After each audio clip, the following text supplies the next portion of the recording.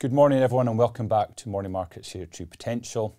We're back after a long weekend, so let's refresh the talking points from last week. Today, we're going to discuss and wrap up events from the Jackson Hole Symposium in the US. This is the bringing together of the world's leading central bankers. And we're also going to update you on some surprising and positive news from China.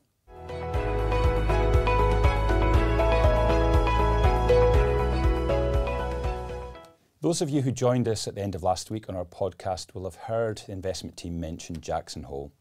Well, this is an annual event which was held over the weekend, which brings together the world's leading central bankers, and it gives those policymakers a chance to add nuance to the communication they usually provide at interest rate setting meetings. And we heard some very interesting updates from the US Federal Reserve and from the ECB in particular. So in particular from the US, Fed Chair Jay Powell said, "We are now in a position to proceed carefully."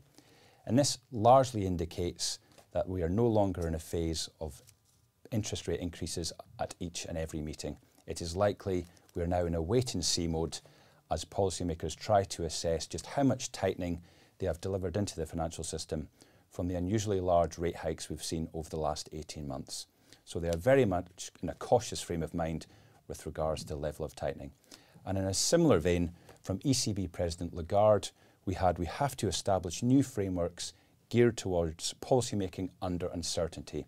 So again, in a similar vein, policymakers are aware that they have tightened aggressively and now want to see this feed into the financial system and assess the impact.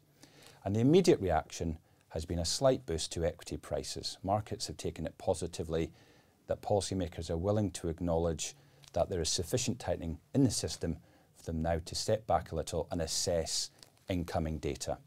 They are likely to be more reactive to recent data rather than realised data. And bear in mind that the inflation prints we hear and talk about are largely influenced by price moves over the last 12 months.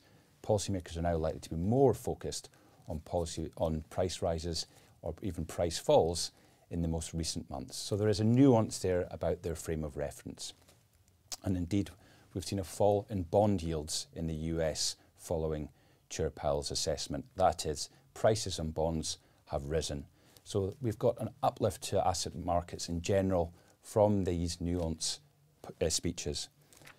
Elsewhere over the weekend, towards the open in Asia on Monday, we had a surprise announcement from policymakers in China which has boosted equity prices.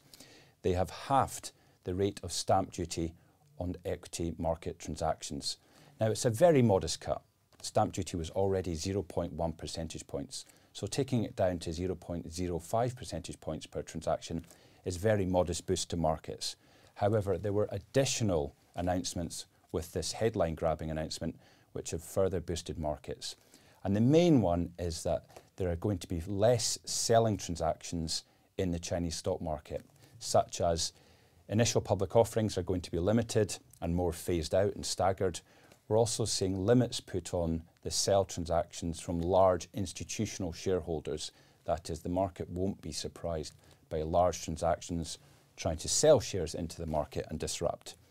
And we're also seeing reduced requirements for collateral being pledged by those who wish to trade on the derivatives market. So all in all, this is designed to help boost liquidity for those who wish to buy shares in the Chinese stock markets. And we've seen a notable reaction since Monday morning. Shares across Chinese exchanges are up well over 2% over the last 2 days. So a strong rebound from what has been a very poor August for shares there. So that's all for today. We've wrapped up in China. We've also wrapped up in Jackson Hole. But please join us tomorrow where we'll wrap up some data for you from Europe. Thank you.